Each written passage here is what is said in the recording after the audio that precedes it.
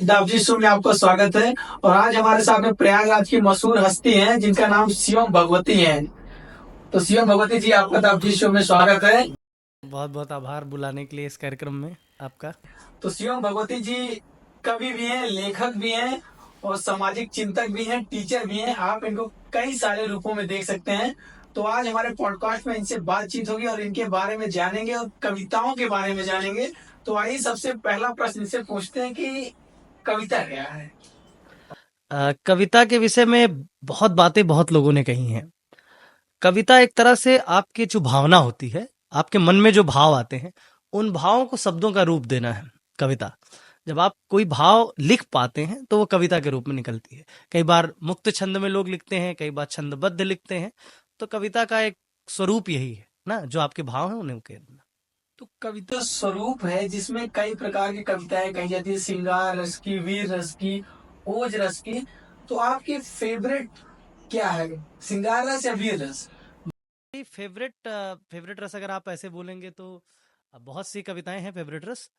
लेकिन श्रृंगार रस की कविताएं बेसिकली युवा युवा वर्ग को बहुत पसंद आती हैं। युवा होने के नाते जब प्रेम होता है तो आदमी श्रृंगार की कविता लिखेगा। तो श्रृंगार की कविताएं ज्यादा लिखी मैंने। लेकिन देश के सामसामायिक मुद्दों पर भी लिखा, ओज पर भी लिखा। जब देश संकट में आया, सैनिकों के पक्ष में, राष्ट्र के पक्ष में कविताएं लिखी। तो इस तरह से मुझे यह लगता है कि कवि सारे रसों का कवि होता है। कवि को हम कभी भी एक रस में नहीं बांध सकते। कवि सब रस होता है, सारे रस की कविताएं लिखता है कवि। तो मैं बेसिकली सारे रसों में कविताएं लिखता हूँ। बहुत बढ़िया। तो ये बताइए शिवम भगवती जी, सबसे पहले तो आप प्रयागराज से आते हैं जी, जहाँ पे अभी रिसेंटली में महाकुंभ हुआ।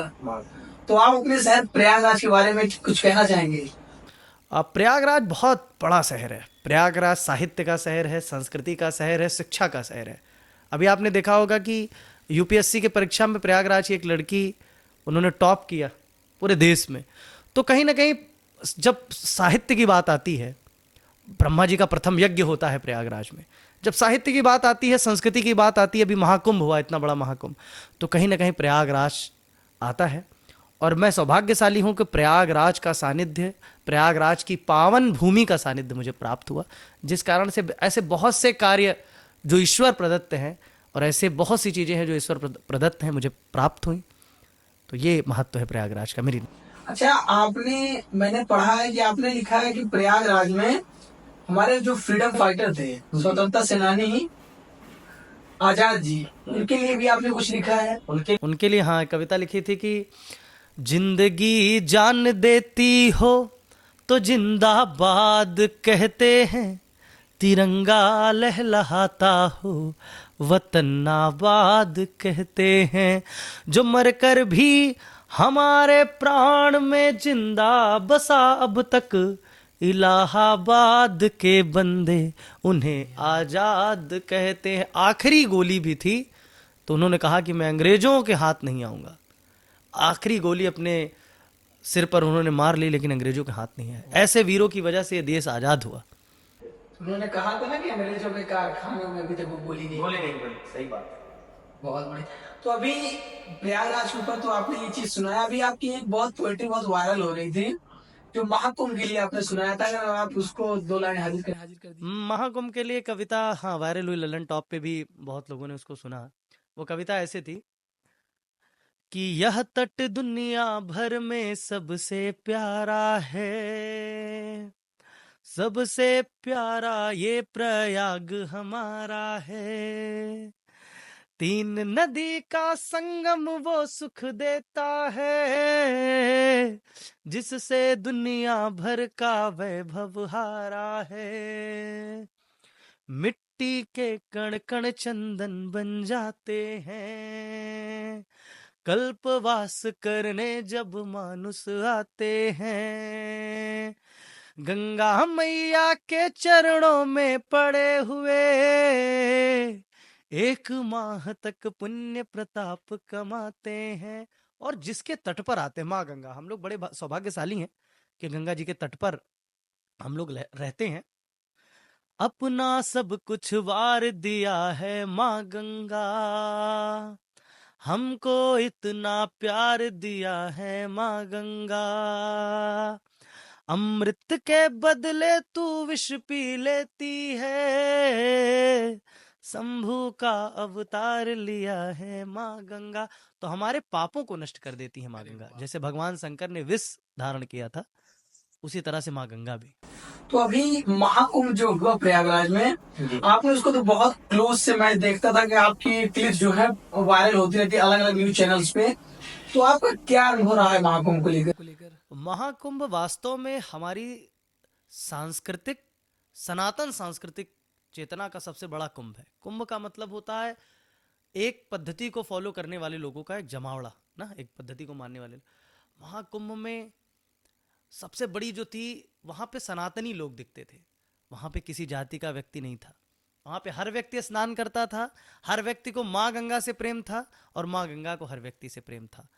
एक साथ इतने संतों का दर्शन प्राप्त करना, एक साथ 60 करोड़ लोगों का इतनी सीमित जगह पर आना और स्नान करके चले जाना, एक घर में शादी लोग संभाल नहीं पाते हैं, लेकिन इतने बड़े लोगों के जमावड़े को संभालना निसंदेह बहुत बड़ी बात रही।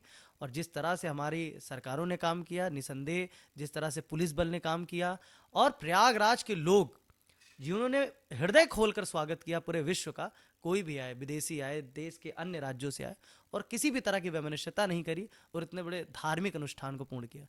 तो कुंभ तो अद्भुत है, अलौकिक है कुंभ। तो कुंभ के बारे में तो दुनिया व्याख्या करती रहेगी। चलिए बढ़िया है। तो शिवम भगवती जी, ये बताइए आप कि आपने अपने जीवन में सबसे विशेष रचना कौन सी की है?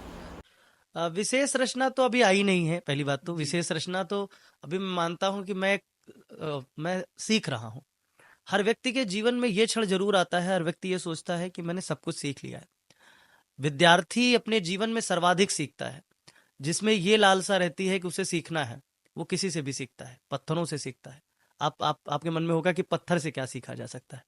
पत्थर से सीखा जा सकता है कि धैर्य रखना। तुम्हारा नंबर आएगा और तुम्हें छेनी और हथौड़ी की मार पड़ेगी और एक दिन तुम मंदिर में पूजे जाओगे। धैर्य बहुत बड़ी चीज होती है।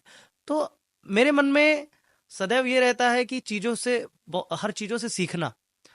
तो मैं कभी भी ये नहीं कि बहुत अच्छी कविता हो गई, बहुत अच्छा लिख डाला, कि ऐसा नहीं लिख पाऊंगा। अभी बहुत संभावनाएं हैं।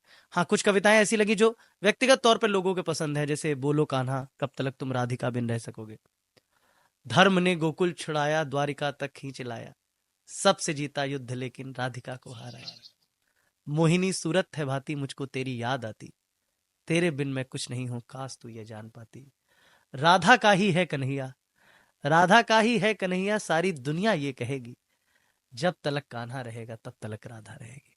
तो ऐसी कविताएं निसंदेह मां सरस्वती की कृपा से आती हैं, और कुछ कविताएं ऐसी लिखी गई हैं। सर्वश्रेष्ठ बाकी है, अभी सबसे बड़ा लिखा जाना बाकी है, आएगा समय उसे लिखने का। बहुत बढ़िया। ये कविता आपकी बहुत ज़्यादा वायरल भी हुई है जी जी। और ज़्यादातर युवा वर्ग इस कविता हाँ, को युवा। बहुत फॉलो भी करती है कि बोलो राधा कब तलक तुम राधिका बिन, बोलो कान्हा कब तलक तुम राधिका बिन रह सकोगे। तो कृष्ण जी से पूछा जाता है। आपने भगवान राम को, तो आपने श्री कृष्ण जी को और राधा जी के प्रेम का इतना बढ़िया वर्णन किया है, तो कहाँ से ये आपको डेडिकेशन मिला कि हम प्रभु कृष्ण के बारे में? जैसे सूरदास जी की कई कविताएं हैं। सूरदास जी कृष्ण जी और राधा जी के विरह का बड़ा वर्णन करते हैं। वो उसमें बताते हैं कि किस तरह से राधा जी को निर्जीव चीजों से ईर्ष्या होती है। वो कहते हैं कि कान भय बस बांसुरी के अब कौन सखी हमको चाहिए, कि काना तो अब बांसुरी के हो गए हैं, हमको कौन प्रेम करेगा। सखियों से बात करती माँ राधा। तो उसमें एक संवाद मैंने उसमें लिखा, इसी वजह से लिखा है कि बात को सब कह रही हूँ बिन तुम्हारे रह रही हूँ, बात को सब कह रही हूँ बिन तुम्हारे रह रही हूँ, ताना देते हैं यहाँ सब सुन लो कान्हा सह रही हूँ, प्रेम का अधिकार मांगा तुमसे केवल प्यार मांगा, लुट गए हैं इस जन्म में इसलिए हर बार मांगा, राधा का ही है कन्हैया सारी दुनिया ये कहेगी, जब तलक कान्हा रहेगा तब तलक राधा रहेगी। वाह। तो निसंदेह कृष्ण जी और राधा जी का प्रेम का वर्णन करना हम जैसे सामान्य मनुष्यों के बस की बात नहीं, लेकिन मुझे प्रेरणा मिली सूरदास जी की कविताओं से, रचनाओं से प्रेरणा मिली कि किस तरह से माँ राधा, हम छोटी छोटी चीज़ों में कई बार ना हम परेशान हो जाते हैं कि यार हमसे ये छूट गया, ये छूट गया, ये छूट गया। जन्म देने वाली माँ छूट गई, जिस माँ ने पाला वो छूट गई, जिससे प्रेम किया वो छूट गई, जिस ब्रज से प्रेम किया वो भी छूट गया। मथुरा के राजा रहे, उसके बाद धर्म युद्ध में खड़े हुए, पांडवों का पक्ष लिया, उसके बाद एक बहेलिये के द्वारा पैर में तीर लगने बाद कृष्ण जी तो छोड़ते आए दुनिया में, और वो ये सिखाते आए कि जब हम मनुष्य के रूप में आते हैं तो हमें मनुष्य का जीवन जीना होता है। जिस ईश्वर को भी, हमारे यहाँ ईश्वर ने भी अवतार लिया तो उसे भी परेशानियों का सामना करना पड़ा, उसे भी कठिनाइयाँ आई, उसकी भी आंखों में आंसू आए। हम छोटी छोटी चीज़ों से परेशान हो जाते हैं कि ये नहीं मिला, वो नहीं मिला, वो नहीं मिला, और अपने जीवन को समाप्त कर लेते हैं। तो निसंदेह हमको अपने ईश्वर से सीखना चाहिए कि किस तरह से उन्होंने अपनी जीवन लीलाओं के माध्यम से हमें बताया कि कोई भी परेशानी हो हमें हार नहीं मानना। तो जो आजकल के युवा लेखक हैं, शायर हैं, वो लोग ऐसी कविताएं लिखना तो चाहते हैं लेकिन वो लिख नहीं पाते। तो ऐसे युवाओं को, युवा वर्ग को आप क्या संदेश देना चाहते हैं जिससे वो बहुत बढ़िया लिख सकें? लिखना और सीखना दोनों अलग अलग चीज़ें हैं। देखिए, जैसे आपको पता है कि सभी खनिज अयस्क होते हैं, सभी अयस्क खनिज नहीं होते। आप समझिए, आप खनिज हैं, हमने आपको तराश के आपको हमने सोना बना दिया, लेकिन उसके लिए आपको खनिज होना पड़ेगा। लेखन आप में होती है, वो माँ सरस्वती की देन। आप में लेखन होता है, उसे तराशना, इसके लिए अध्ययन की जरूरत होती है। क्या क्या लिखा जा चुका है, एक बात, क्या क्या लिखा जा चुका है और उससे बेहतर किस तरह से हम लिख सकते हैं कि सामान्य लोगों तक पहुंच सके। जैसे एक सामान्य उदाहरण, महर्षि वाल्मीकि ने रामायण की रचना करी। रामायण की रचना संस्कृत में थी, लेकिन संस्कृत सामान्य लोगों की उससे दूर था। तत्कालीन समाज में संस्कृत थी, लेकिन धीरे धीरे हम हिंदी में आए, फिर हमारी अवधी भी, भाषा रही, अवधी बिल्ट रही। तो उन्होंने सोचा कि सबसे ज़्यादा क्या बोला जाता है, तो उनको लगा कि अवधी बोली जाती, तो उन्होंने अवधी में लिखा। फिर आपको पता होगा राधे श्याम रामायणी लिखी गई। उसमें होता है, एक प्रसंग आता है उसमें कि जब वो क्रोधित हो जाते हैं, शिव धनुष तोड़ने पर परशुराम जी आते हैं, तो क्योंकि लक्ष्मण जी उनसे विवाद करते रहते और राम जी कहते हैं कि शिव धनुष तोड़ने वाला भी कोई शिव प्यारा ही होगा, जिसने ऐसा अपराध किया वो दास तुम्हारा ही हो। और जब जटायु माता सीता को बताने के लिए रावण के पास जाते हैं, उस समय एक संवाद में कहते हैं, राधे श्याम रामायणी में इसका उल्लेख है कि हाँ राम न बोला जाता है, हाँ राम मुझे अब मरने दो, हाँ राम सामने आ जाओ, हाँ राम स्वरूप निरखने दो। मतलब एक पक्षी को भी भगवान राम से इतना प्रेम है, वो मर रहा है गिद्धराज जटायु जी, और वो राम जी से कह रहे हैं कि हाँ राम ना बोला जाता है, हे राम मैं बोल नहीं पा रहा हूँ, हाँ राम मुझे अब मरने दो, हे राम मुझे अब मर जाने दो, क्योंकि मैं पुण्य काम के लिए मर रहा हूँ। हाँ राम सामने आ जाओ, हे राम सामने आ जाओ, हाँ राम स्वरूप नहीं रखने दो, अपना स्वरूप देख लेने दो। तो ये सारे संवाद सामान्य भाषाओं के संवाद रहे, जिन संवादों में कहीं ना कहीं हम सब ने ये सीखा कि किस तरह से किसी भी चीज़ को सामान्य लोगों की भाषाओं में लिखा जा सकता है। तो मैं ये कोशिश करता हूँ कि बड़ी बड़ी चीज़ों को, जैसे ब्रज भाषा में लिखे सूरदास जी, यही लगभग बातें रही। मैंने कोशिश की, सूरदास जी के चरणों की धूल भी हो जाना अपने आप में बड़ी बात है, क्योंकि वो सूर थे। उसके बाद वो किलकत कान घुटुरवन यावत लिख रहे हैं कि कान्हा घुटनों के बल किलकाती करते हुए कनक नंद के आंगन में, मतलब जो कनक में नंद के आंगन में, मतलब जो सोने का नंद बाबा का आंगन है वहाँ। और एक और सूरदास जी लिखते हैं, उसमें लिखते हैं एक चिड़िया रहती है, तो चिड़िया के ऊपर बाज रहता है और नीचे सांप रहता है, चिड़िया को बचना है। तो चिड़िया उनसे वो करती है कि अब की राख लय हो भगवान, अब की राख लय हो भगवान, हाँ अनाथ बैठे हो द्रुम डरिया, अनाथ हूँ और एक डाल पर बैठा हूँ, हाँ अनाथ बैठे हो द्रुम डरिया। और बहेलिया जो है उसने बाण ताना है, पारिधि साधे बाण, दुह भांति दुख भयो आन यहाँ कौन नुबारे पान। तो सुमिरत ही अहिडस्यो पारदी, जैसे उन्होंने सुमिरण किया भगवान का, वैसे सांप ने बहेलियों को काट लिया। सुमिरत ही अहिडस्यो पारदी कर छुट्टियो संधान, और संधान जो बाण था छूट गया। सूरदास सर लगे सचा नहीं, और सूरदास जो बाण था वो किसको लग गया? बाज को। जय जय कृपा निधान, हे भगवान आपकी वजह से क्या हुआ? सांप ने बहेलिया को काट लिया और बाज को लग गया और वो चिड़िया सुरक्षित हो गई। तो ईश्वर को इतनी तार्किकता के साथ समझना वो सूरदास जी के पास था। तो अध्ययन बहुत जरूरी है लेखन के लिए, विशेष तौर पर यह बात। भगवती जी, आपके हिसाब से प्रयागराज में 5 कवि, जो 5 बेस्ट कवि आपकी नजर में हैं, आप उनके नाम बताइए। प्रयागराज में 5 बेस्ट कवि, तो प्रयागराज तो कवियों का भंडार रहा है।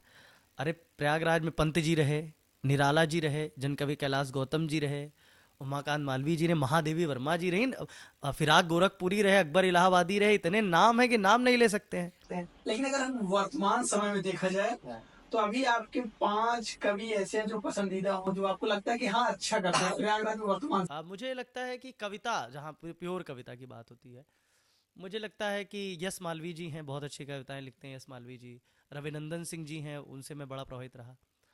और डॉक्टर श्लेष गौतम जी भी हैं, उनकी भी कविताएं हम लोग सुनते आए, बचपन से सुनते आए, उनकी भी कविताएं रहीं।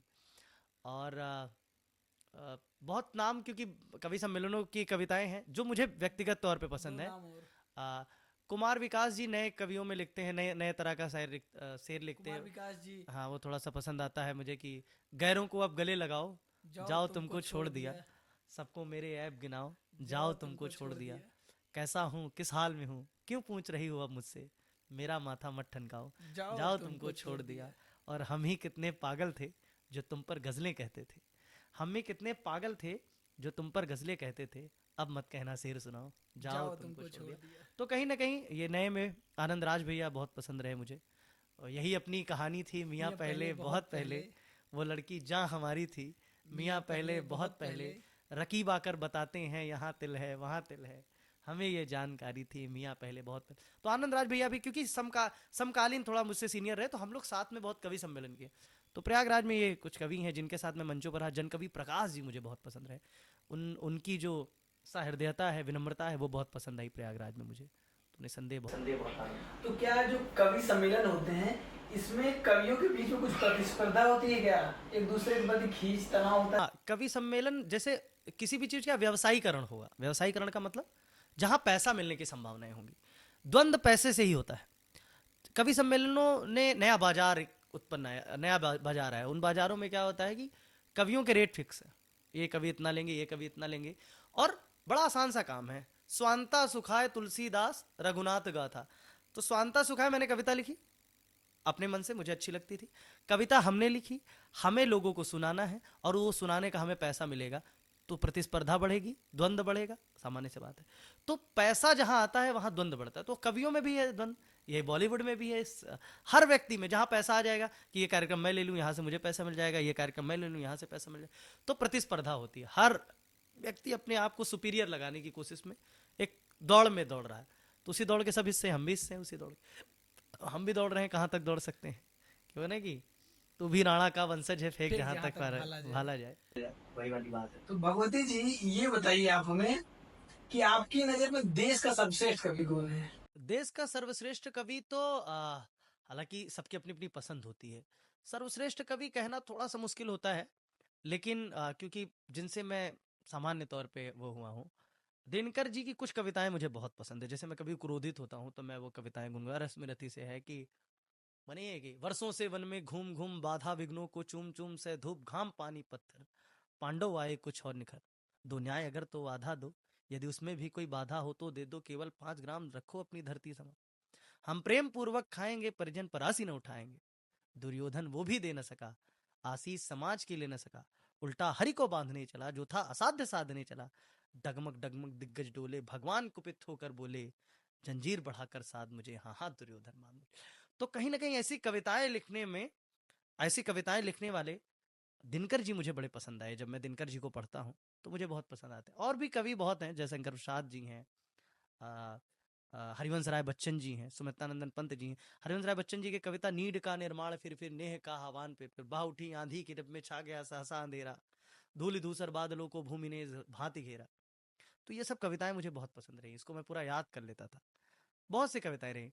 एक कविता मुझे श्याम नारायण पांडे जी की है, जहाँ श्याम नारायण त्रिपाठी जी की है कि अतुलनीय जिनके प्रताप का साक्षी है, प्रत्यक्ष दिवाकर घूम घूम कर देख चुका है, जिनकी निर्मल कीर्ति निसाकर देख चुके हैं, जिनका वैभव ये नभ के अनंत तारागण, अगणित बार सुन चुका है नभ जिनके विजय घोष रण गर्जन, शोभित है सर्वोच्च मुकुट से जिनके दिव्य देश का दर्शन, गूंज रही हैं सकल दिशाएं जिनके जय गीतों से अब तक।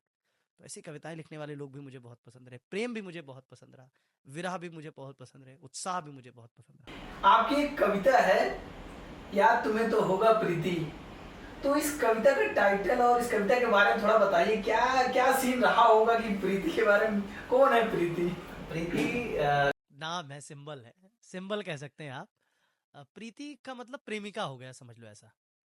प्रीति हर उस लड़के के जीवन की प्रेमिका है जिससे कोई भी लड़का बहुत प्यार करता है। जीवन में प्रेम करना व्यक्ति को पूर्ण करता है। मेरी नजर में अगर आप प्रेम नहीं करते, मैं ये मानता हूं कि बहुत प्यारा पुरुष वही होता है जो प्रेम करता है। जिसने कभी प्रेम नहीं किया वो प्यारा अच्छा इंसान नहीं हो सकता, ऐसी मेरी मान्यता है। मैं इसको पूरी तरीके से सबके ऊपर नहीं, तो ऐसा ही है। प्रेम एक बहुत प्रगाढ़ता की ओर गया, बहुत प्रगाढ़ प्रेम हुआ, और उस प्रगाढ़ता के प्रेम में जब विरह वेदना आई, तो वहां से कवि क्या करेगा? कवि जब खुश होगा तो तुम्हारी जुल्फों पे लिखेगा ना, तुम्हारी आंखों पे लिखेगा, तुम्हारे बाल पे लिखेगा ना, अपने प्रेम की बातें लिखेगा कवि। कवि लिखेगा कि वो बोले कि बात ना करना, हम बोले मर जाएंगे, उनके खातिर गजल लिखी, अब गजलों में तर जाएंगे। वो कविता जो इतना प्रेम करता है, फिर वही कविता कवि लिखेगा कि तुम भी एक दिन पछताओगी, खुद ही खुद पर चिल्लाओगी, जैसे मुझको छोड़ा तुमने, जब ऐसे धोखा खाओगी। मेरा क्या है, जी लूंगा मैं, आंसू सागर पी लूंगा मैं, बचपन से कई कष्ट झेले हैं, इसको भी अब सह लूंगा मैं। मेरा प्यार खेल नहीं था, कैदी वाला जेल नहीं था, मैंने तुमको सब कुछ माना जबकि अपना मेल नहीं था। निशानी ले जाना अपनी जितनी मेरे पास पड़ी है, कुछ किताबें कुछ कपड़े हैं, हाथों की एक आध घड़ी है, मैं एक छोटा सा शायर हूँ, मेरी तो औकात यही है, प्रीति तुमने हीरा खोया तुमको तुमको ऐसा। ही ऐसा